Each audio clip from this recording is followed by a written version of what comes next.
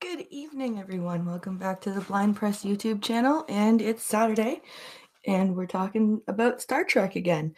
My co-hosts are a bit late right now, but I figured I would start so we wouldn't be running too far behind.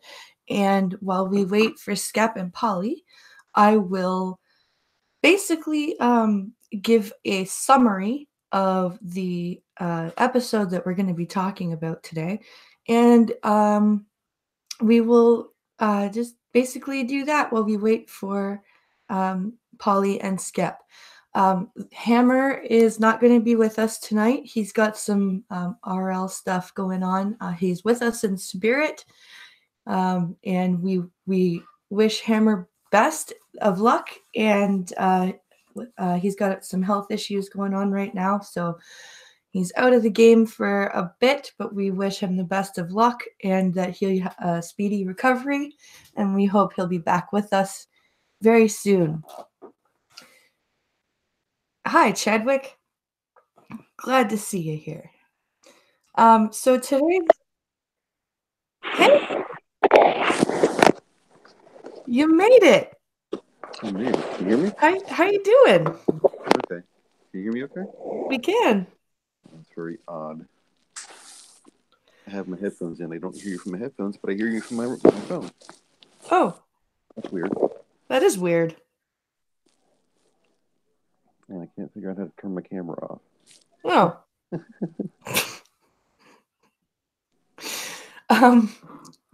Well, everyone, I just finished saying that we wish Hammer a speedy recovery, and here he is. How you doing, bud? I'm doing okay. Good. Well, we're still waiting for Skep and Polly. You actually beat them both here. Yeah, well, they're bums. Probably fashionably late.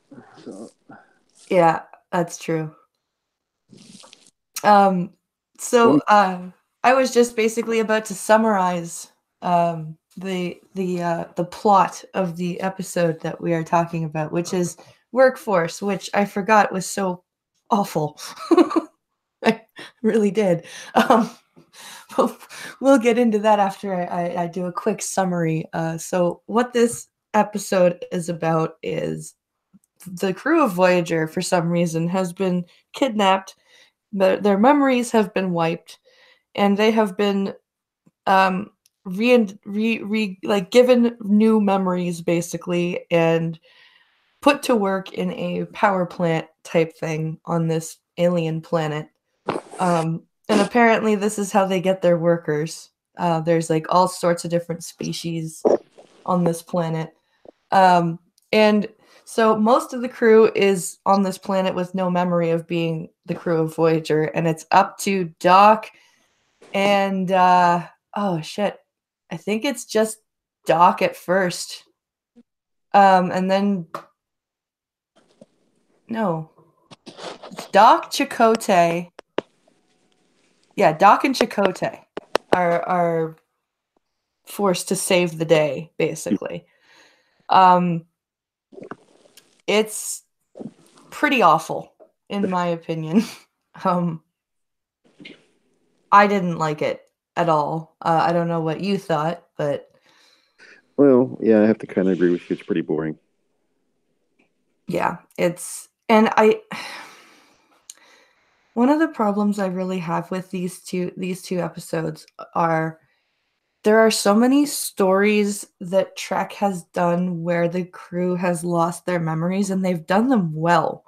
And they've managed to still, even though they have lost their memories of who they are, somehow manage to work their character. Hey, Skep.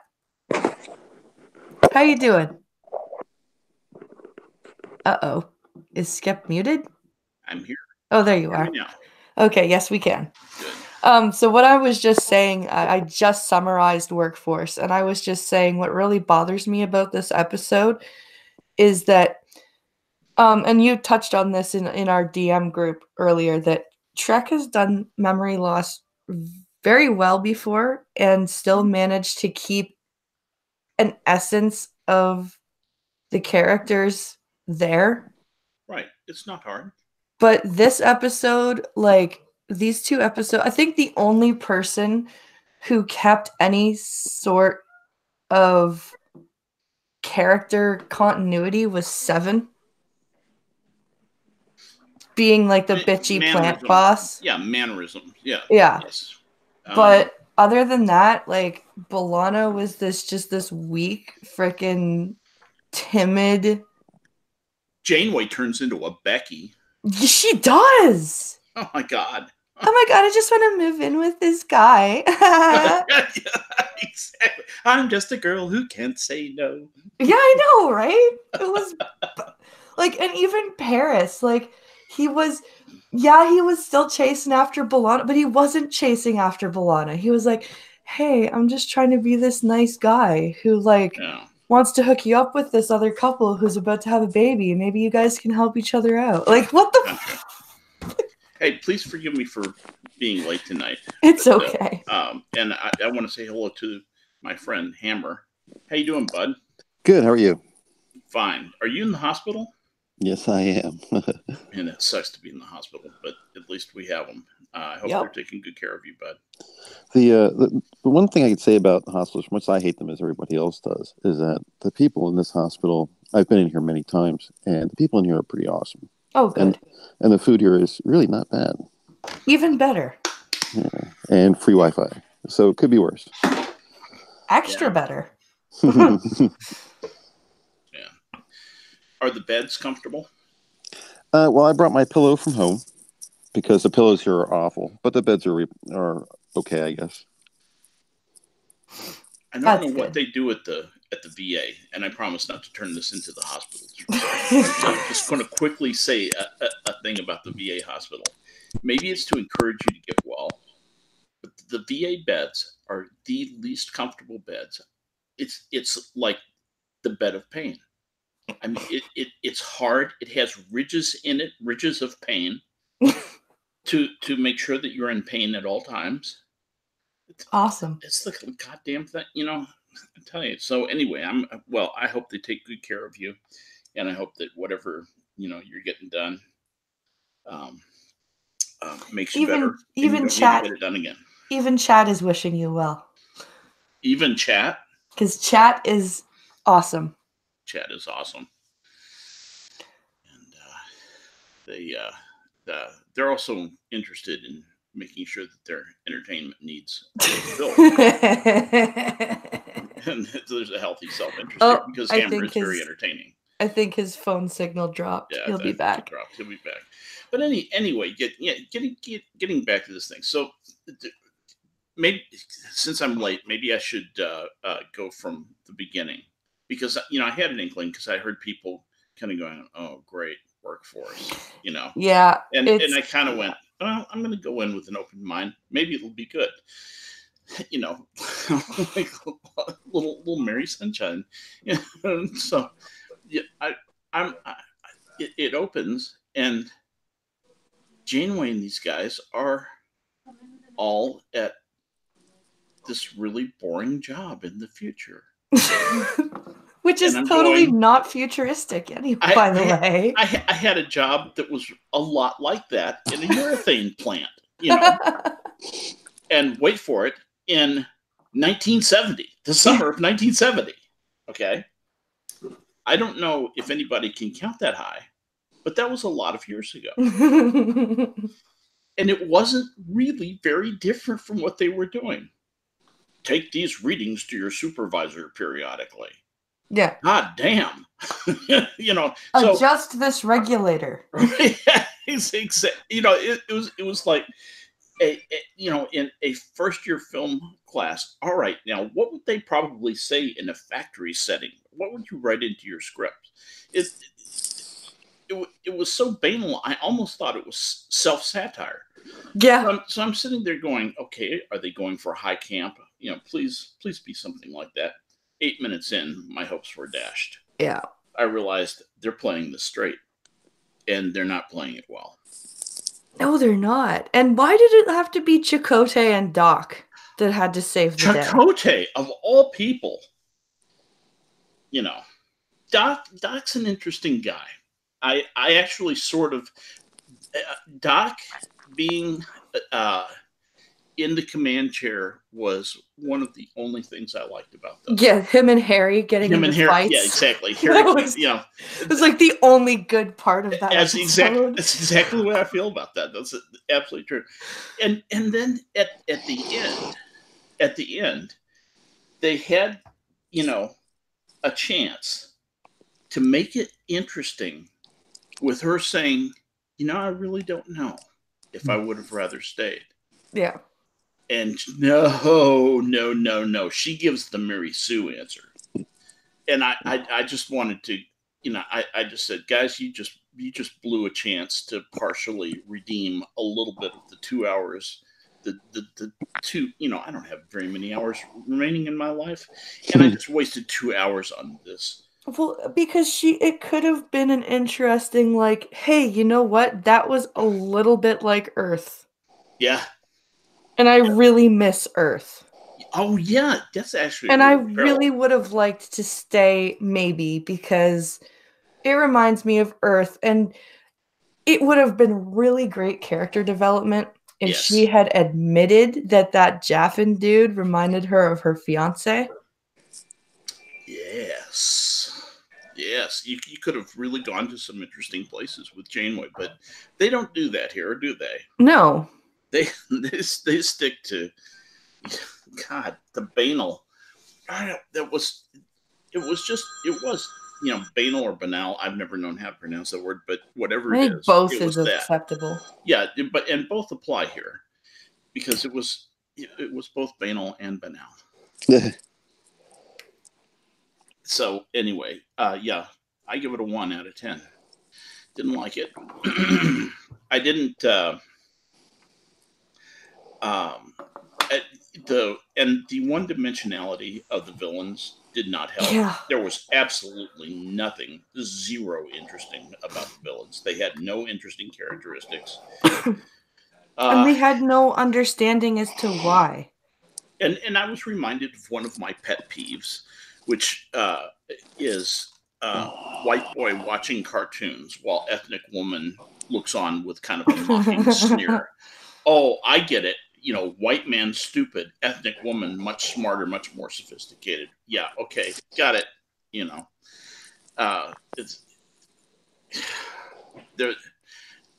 Really, other than the Doctor and Harry Kim manfully trying to save this turkey of a script, there wasn't much appeal. Even 7 of 9. And she had a little bit of fun with I'm the efficiency monitor. That was kind of fun. She got to be snippy, and I like that. But there wasn't enough of that, and just wasn't enough of this too. I think they could have, if they had reworked the script and made this into a one-parter, they could have possibly made it an okay. They would have had to make the villains more interesting. Yeah. The villains were, look, half an hour into this, I knew how the whole thing was going to go. Yeah.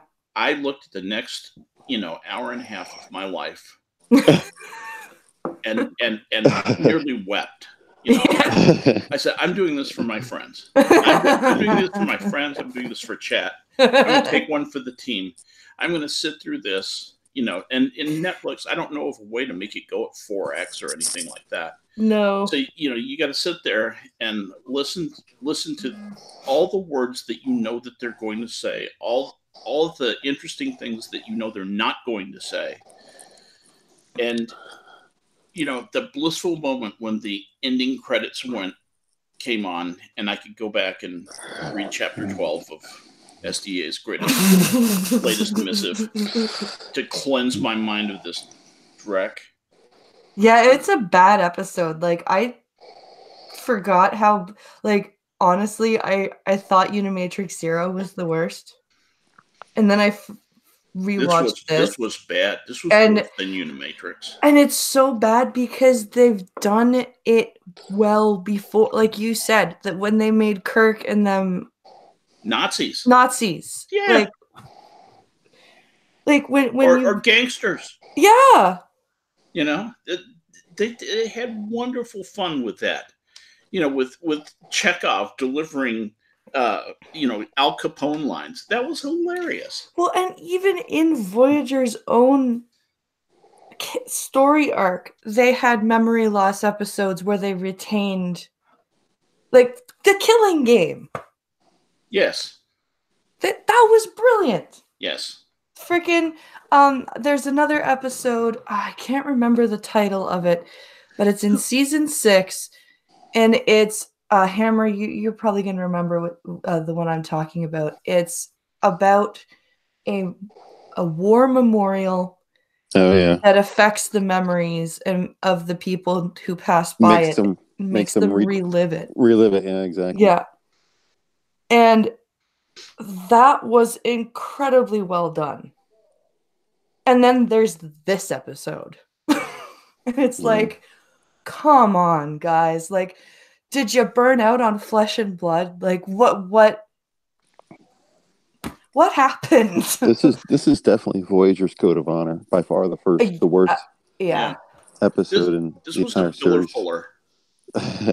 This was a Biller Fuller writing duo, both of them. Yeah, it was bad.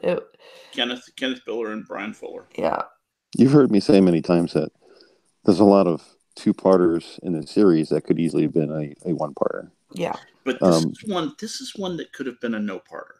Yeah, exactly. That's exactly what I was going to say. This is one that just never have existed. No. Well said. It's hard to make villains out of coworkers. I will give him that. Oh yeah. Nicely said. So hard. I've certainly met more menacing people in real life that were coworkers than the coworkers in this show. Yeah. So, how evil can your coworkers be? Yes. They're not going to ever be the Borg. You know what I'm saying? Right. And on the flip side of that, the doctor who was beginning to suspect that he was part of an evil plot, who was on the side of the bad guys, the assistant doctor. Yes, that Evil, guy. Yeah. That could have been an interesting part, except they didn't write him any interesting lines, and it was played so woodenly. It was like an 8th grade play. And then there was the total fuck up with the side plot of Tuvok. They totally fucked that up. Oh, well, yeah. It just stopped. They had, this was a perfect, that could have been horrifying. Yes, but it just stopped. Yeah. They just said, well, we're out of time, so we're not going to pick that plot thread up. I guess he'll be picked up and rescued at the end. So that's the way that resolves. It was just like, why? What? Like, they could have, like Tuvok was starting to realize and remember things. Like, they could have really expounded on that, and yes, like you said, tied that in with the doctor, the assistant guy. Yep. Like, they could have had him and Tuvok working together, and then working on the inside, with Kim and Doctor working on the outside. Yeah. And then that turns into a potentially very interesting episode. Then you've got to figure out how they're going to communicate. Right. Then you've got to figure out how they're going to not get caught while they're communicating. And then you could maybe make that assistant doctor into an interesting part where he becomes the linchpin for rescuing everybody. Yeah. And kind of the problem here is that you can spend almost all day saying they could have. Yeah. Yep. But that's really that really is the antithesis of the problem, is that they had 50, 80 lines they could have taken, and they took the worst one by far. Yeah. You're right. We could write for this show. I've actually said that. It's a lot easier to criticize it than to produce this stuff. Yeah. As I reminded somebody who was being very critical of SDA's book on Twitter. I'm sorry, would you like to write a book? Yeah, well, I helped him even more aggressively than that. But that was a few months ago. But yeah, I mean, I've sat and watched episodes of this show and other shows with my girlfriend, and it's not that I memorized them, but some of their dialogue, it's coming. Yeah. and she'll be watching with me, and I'll say the next line that's coming. Yeah. And then the person on the screen says the next line, and she looks at me shocked. Yeah. I'm like, I could write for this show. Yeah. You just know these words are coming, and it's really the epitome of this episode. You know everything that's coming. Yeah. And that's that's what's really disappointing about this episode, because Trek has a really good track record of making you go, what? Yep, it does. And then you just I know this is a tangent, but the episode of DS9 when you think Riker fucking stole a ship, and you're sitting there going, there's Polly. Hello. Hello. Hey, oh hell. Hell, says Hammer. There goes the neighbor. But we're like, you've got episodes in Trek canon, like the episode in DS9 where freaking clone Riker shows up and you think it's Will Riker. Yeah, it's and Thomas. Then he goes, and you're just like, what the hell is going on? And then you've got Workforce. The funny thing is that he has to play Thomas. The actor has to play Thomas playing Will. Yeah. From an actor's perspective, that's kind of like, oh, this is going to be cool. Yeah. I have to get one character to play the other character, and then I'm playing those two characters. So Polly, how'd you like it? Yeah, Polly, how do you like Workforce? It's terrible. Well, good. We're all in agreement. Unanimous. No, I mean it's like we were joking in DMs, and like it's like, what's the pitch for the episode? The characters of characters of Voyager have alternate lives that are boring and mundane. It's because it's just like seriously, like, you have like a core kernel of an idea that you seem to, if you watch directors or writers commentaries over episodes, they'll say that the core of this idea was, what if we had one character that was switching through a number of different realities of the Enterprise, and it was constantly changing, and then you get this, well, which character? Worf, he'd be an interesting guy to be a fish out of water over and over again. Just subtle changes keep happening around him, and it's like, okay, so that's the core kernel of an idea, and then they write around it. What was the core kernel of this idea? Like, what if Janeway was a boring workaday woman and met some guy she fell in love with? Like, the Voyager crew gets bad jobs. Yeah, and had 2 dates and moved in with him. Yeah. It just like what that's what I was like. What would happen if these were the Voyager crew was not in Starfleet? What if they were on Earth? And it is the future, if you know what I mean. It's not like they're stuck in the 20th century or something. Yeah. Like it seems like it almost started as a holodeck episode. What happens if they were all in, Boring Land, which for some reason they decided was a program they wanted to play out, Well, it's funny that you say that. When it started, that's what I thought it was. I thought this is some kind of holodeck thing. The first time I watched it, I was like, oh, another holodeck episode. And then because being blind and no described video, I'm just sitting there going, okay, are they going to leave the holodeck soon? Wait. This is real? Yeah. This is terrible. 10 minutes in, you realize this is reality. The only thing we missed was computer, run Boring Land. Program complete. And everyone ready. Yeah. I'm curious, Hammer. You've said that you don't like holodeck episodes that take place entirely within the holodeck. I don't like episodes that take the Voyager crew out of being the Voyager crew. Right. Does this episode make you rethink some of the holodeck episodes as being possibly better by comparison? Well, I said earlier, you weren't here, but I said earlier that this is the code of conduct. Is that what it's called? No, it's not code of conduct. It was code of honor. This is the code of honor of Voyager. It is by far their worst episode, and it does all the things that it can do wrong. No. Wait. You're not talking about the season 1 TNG episode Code of Honor. Yeah, that's like the worst TNG episode. No, it's not. You're wrong. You're demonstrably wrong. But that's fine. That's the one that's all racist and everything like that. They had all those. That's the one that's claimed to be racist. I think it's simply misunderstood. No, it's in Wikipedia. Code of Honor is the 4th episode of the 1st season of the American science fiction television series Star Trek: The Next Generation, and is the worst episode in the series history. That's what it says. It's the worst episode in the series history. In Wikipedia, right there. Wow. Would we care to look up the definition of feminism on Wikipedia and see how accurate that is? I mean, I believe it's the worst in the sense that, like, I'm sure they cited it to a list or an aggregate of lists where I know it always comes up as one of the worst episodes, but it's. Well, even the people who wrote it and produced it said that it was the worst.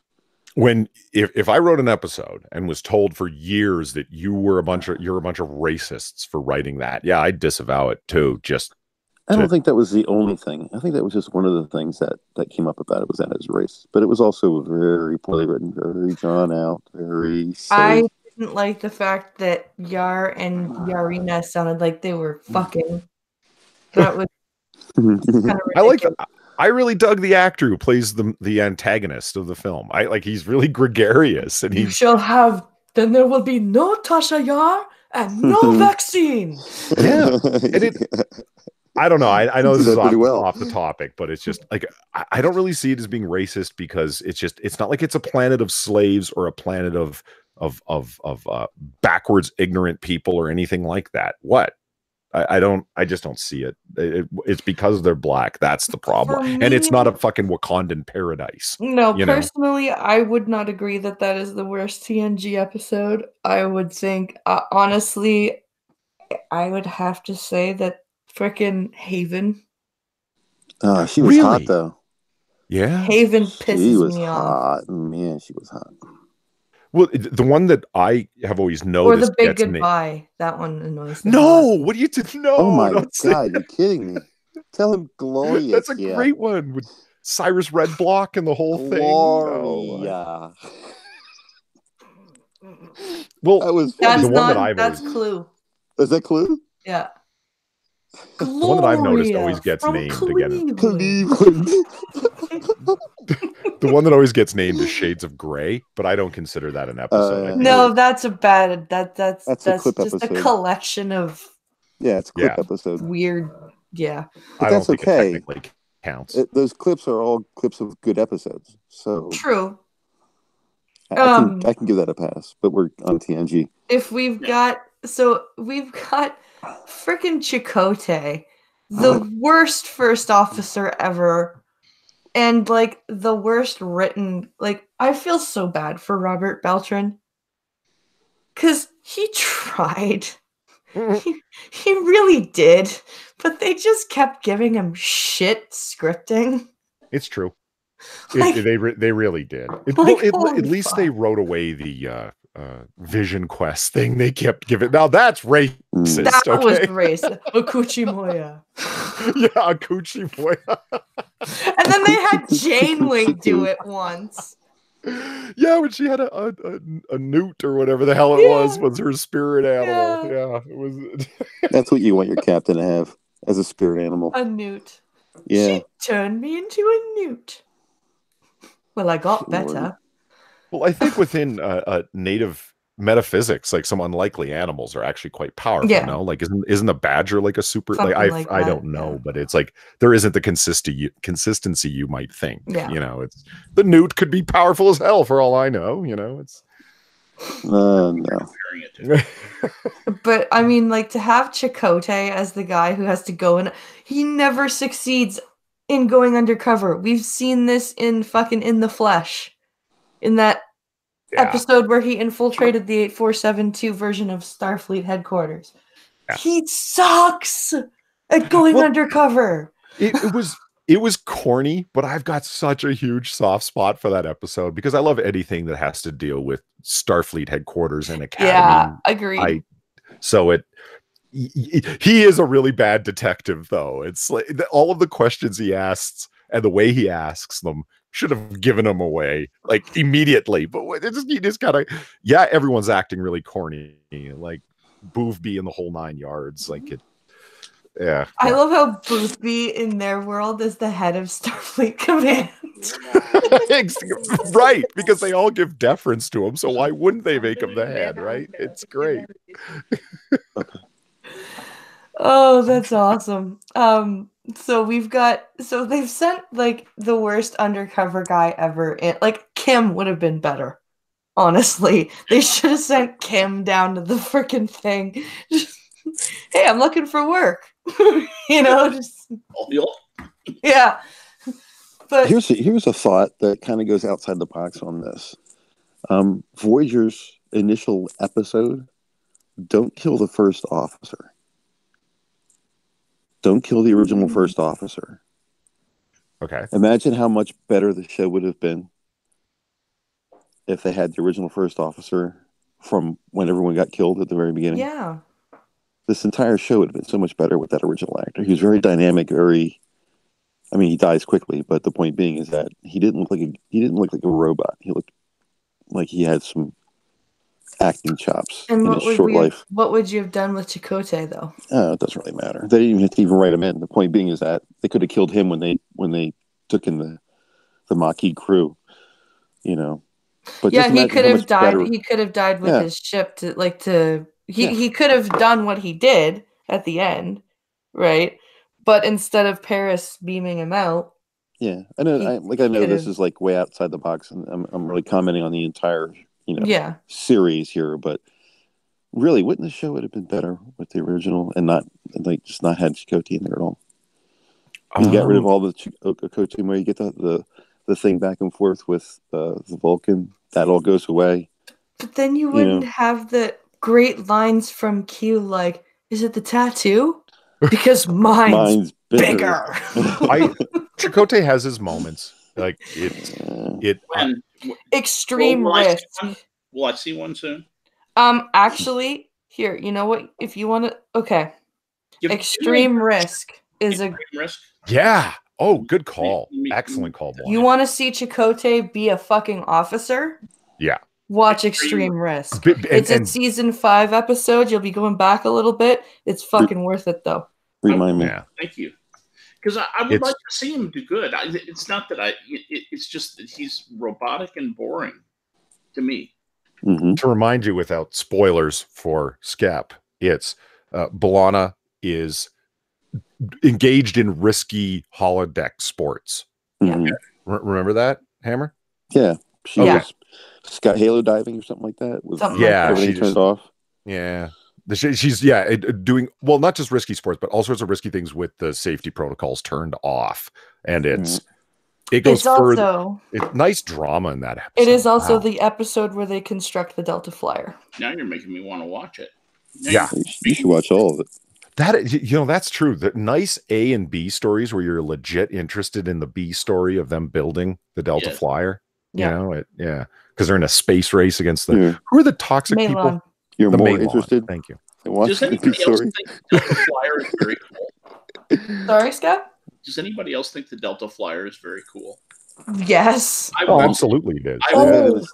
They made a mistake with the Delta Flyer, though, is they never really show it in comparison to other ships. Finding out what size it is kind of a shock. Because you look at it, it looks like a shuttlecraft, or even smaller than a shuttlecraft in some senses. But then you get into... That's not a shuttlecraft. Really. It's a runabout. I didn't say it was. I didn't say it was. I said it was the size of... You're saying that it appears... Yeah. Yeah, when they're showing it from the outside, it appears to be a small ship. But when you get inside, it's got 2 decks, and it's got this... it's got a spiral staircase. It's like a runabout, basically. Shag rug. Shag rug, exactly. It's a runabout built for war, basically, is what it is. Yeah. To get a sense of the scale of it, it has really odd shaped frames in and around the windows. They're kind of stylized. So when you're seeing like an inside cockpit view and you see the windows, watch the next time they show it from the outside, and you'll see how small those windows really are on the front of the nose of it. It gives you a sense of scale. It's a pretty big ship relative to how big you might think it was compared to just those regular shoebox shaped shuttlecraft that they had on TNG. It's definitely not a little shoebox. Also, minivan. Wait till you see the Delta Flyer in Endgame. Now that no kidding. is a fucking cool fucking ship. End game. Okay, that goes that's the next. That's our. That's is that our next one to watch? That's our finale, and then we're moving on to DS9. Alrighty. But yeah, we've got. I honestly, like I was saying, before you came, Polly, I said that the saving grace of these 2 episodes was Harry and the Doctor duking it out on the fucking bridge. No, I'm in command. No, you're a hologram. Like, I'm a hologram with 100 tactical commands, in my memory banks. And then he has at the end, he's like, Harry, help. I love the trade. I do love the trade off back and forth. It says, the Doctor says to Harry, watch and learn, and he does something good. And then at the end, Harry gets him back, watch and learn. And the 3 escape pods blow up the ships. And I finally, I like that they gave Harry, they waited too long, in my opinion, in the series to do this, but they start giving Harry a set of balls in season 7. Wow, 6 years without balls. And they really should have, because what the fuck's his name now? I can't remember the name of the man that Garrett Wang. Garrett Wang. Garrett Wang. His name is Wang. Wang. His name is Wang. He does a great job at portraying Harry with a set of balls, and they should have done it sooner, I think. Did they have a ceremony where they awarded him his balls, or? Well, and what pisses me off about Harry's character, it's a tangent, but it pisses me. He's done so much for fucking Voyager, and he doesn't get a single promotion. Yeah, I was just thinking the same thing. At the end of the show, he's still Ensign Kim. It's like, fuck, he should have been Lieutenant Kim by now. He even points it out to Janeway. There's an episode where he captains an away mission in season 7. I've done everything you asked of me. Wasn't that his... Yeah, he's like, I've done everything you have asked me to. I've never made waves. I've served you faithfully. I've done come on. If you're not gonna give me a promotion, can you at least let me captain this away mission? Night Watch is all fine and good. Promotions of junior officers, at least in the Navy, and I realize it's not really equivalent, but necessarily. But it's the closest thing I can think of to draw an equivalence to, are pretty much automatic. If you don't hit another ship with your ship, you're going to get the lieutenant junior grade at the end of 2 years. Yeah.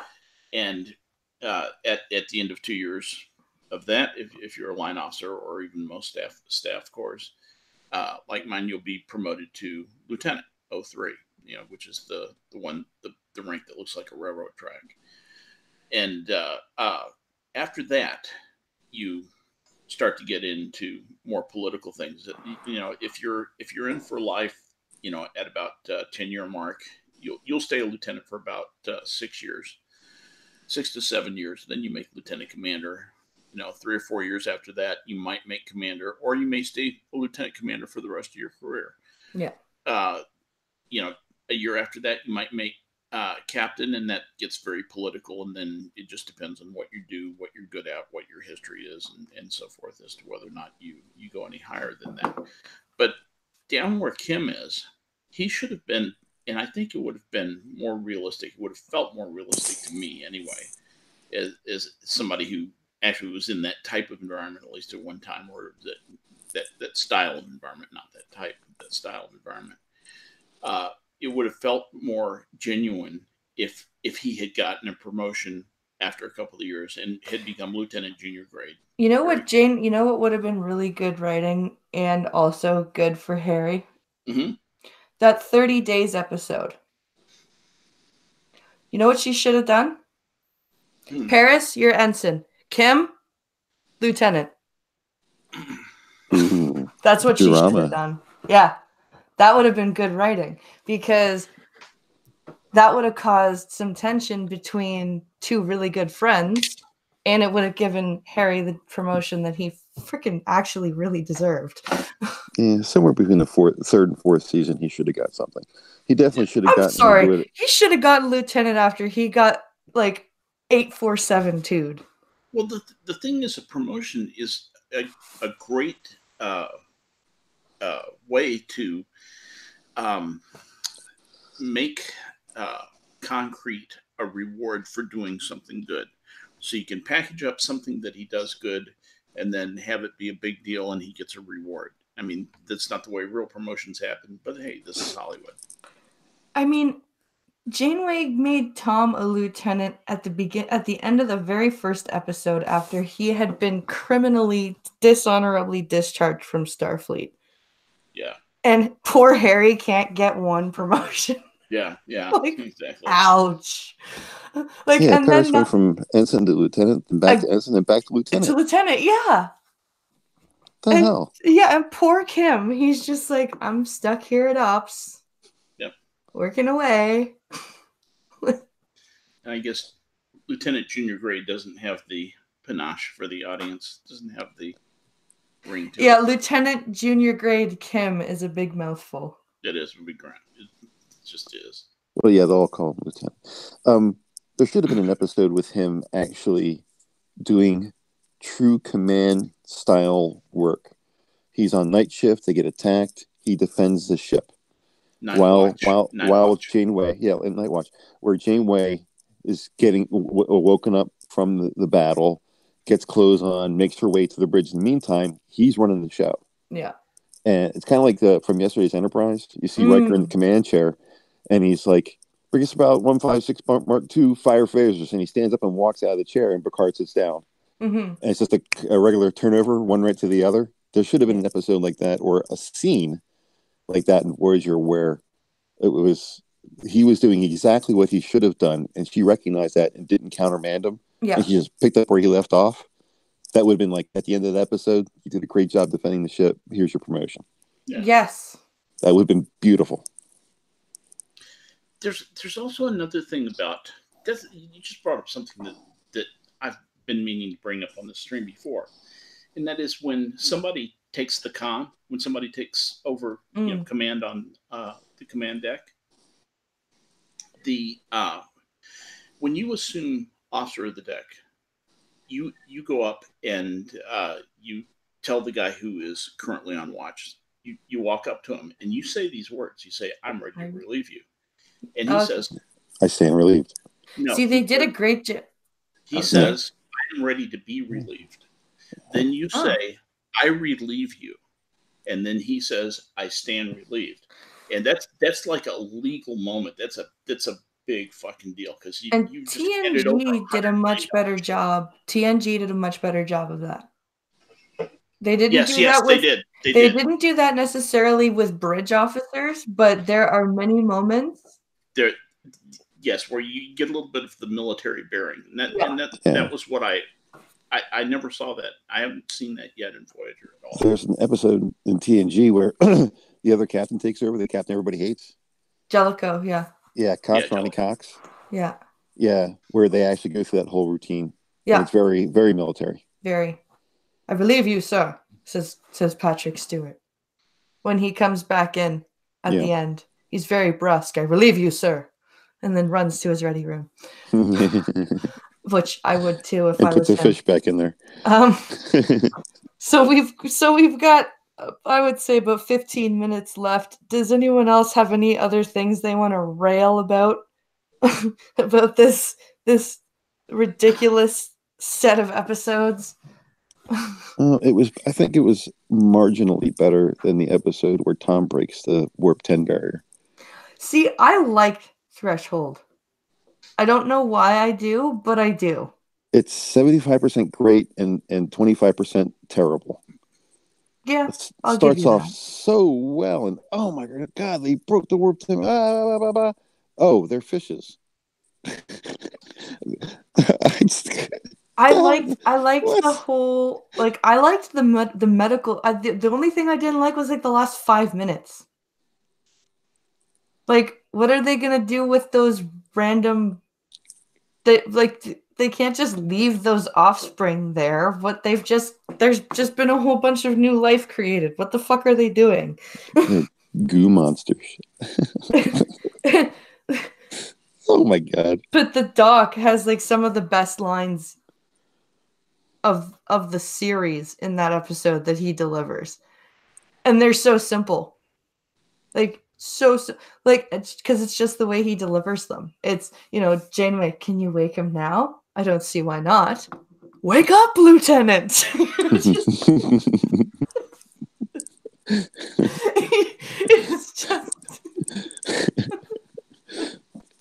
like you expect him to use a hypo spray and he just yells in his face.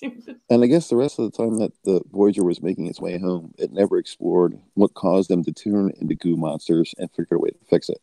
Because they never make any attempt to break the warp 10 barrier again. No, they probably went, let's not do that again. Bad idea. I don't know. This,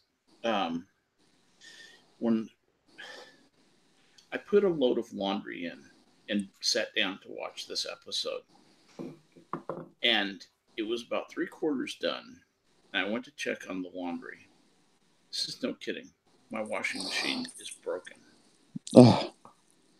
I think this thing broke a sensor I'm serious, in my Maytag. Workforce was so bad, the Maytag just went, no. Yeah, that's it. I'm going to call the loneliest guy in town. I refuse to wash your laundry for you since you are watching this ridiculous episode. Yeah, exactly. It's like, do you know what you're watching? Fuck you. I can't believe it. Anyway. Got a broken washing machine. Resistance is apparently not futile. Any last words, Polly, on this?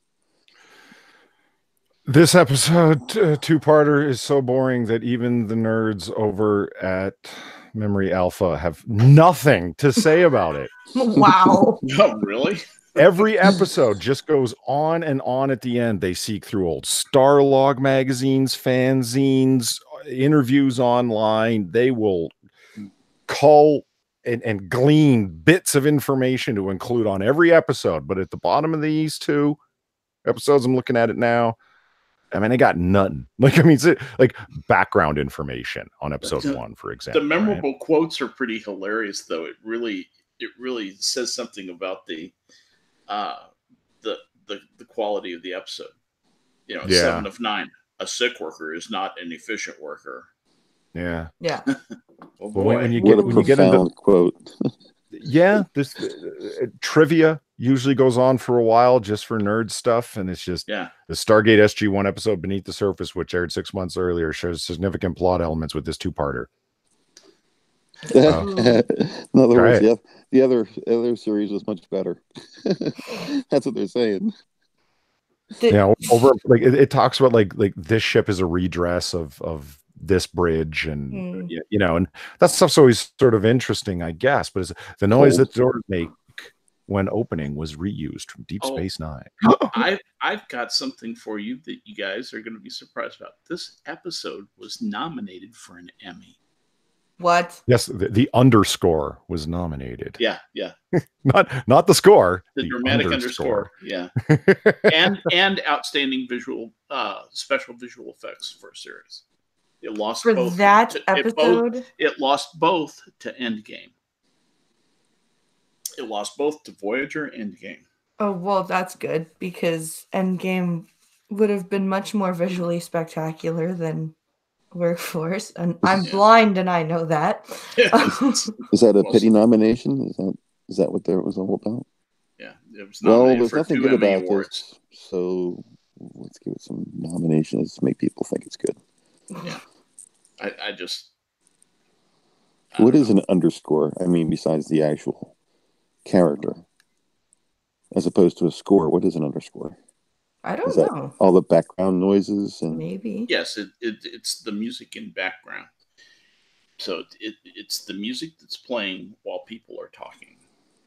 Oh, so it's like the ambiance. Yeah, music. When the music gets the scary music, in a horror film, that's underscore. Okay, I got you. The Jaws underscore. Let's see. That was the fight scene from the original series. Anytime Kirk fights Spock, yep. Yeah, that's it. I love that. I love that music. Beneath the Surface, which aired 6 months earlier, shares significant plot elements with this two-parter. Both draw heavily from the Fritz Lang silent film Metropolis, which I've seen. I don't know that I mean, I guess Everyday Life. Okay, yeah, I can see that sort of. Slice of life. Well, at least next week will be a more exciting episode. Boring, but at least it's over. Those will be my final words on this one. Yeah, Endgame, thank God that's over. I'm looking forward to Endgame. Yeah, me too. Endgame and Scorpion for me. Yeah. Yeah. Good episodes. I'm looking forward to talking about that one. Yeah, I like Endgame, and I don't like Endgame because Endgame means the series is over, and I like the series. But I think that's the sign of a good finale. Yeah, leaves you wanting more. If you don't, if the only reason you don't like it is because it means that your favorite series is over, then I think they've done a good job. Yeah, that's a good point. But yeah, we'll leave more of that discussion for next week. Yay. That's a teaser. Well done. Well, I hope everyone had an enjoyable time. I want to thank my friends Skep, Polly, and Hammer for coming out. I pray hope for my washing machine. Yes, I hope your washing machine starts working again, and pray I hope for Hammer too. Yes, and I hope Hammer's hospital stay is short and filled with a speedy recovery. Thank you. If anyone is still awake and interested, please head over to the Minions of the Zoo channel for 11:30. I think is Chaos Eve hosting tonight, or is Reject hosting tonight? I think Chaos is. Yeah, I'm pretty sure. Yeah, I thought I saw Reject asking Eve in Showtime the other day. So yeah, Eve will be hosting tonight. So that's 11:30 Eastern. Head over to Minions of the Zoo. It's always fun. And don't forget to watch The Blind and the Special tomorrow night at 10 p.m. Eastern. That's Pinkalo and I will be reading plenty of fun news. And show the coffee stream. Yes, and the coffee stream is back on Monday.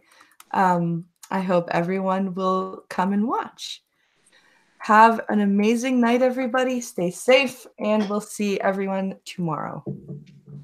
Good night, everybody. Good night, everybody.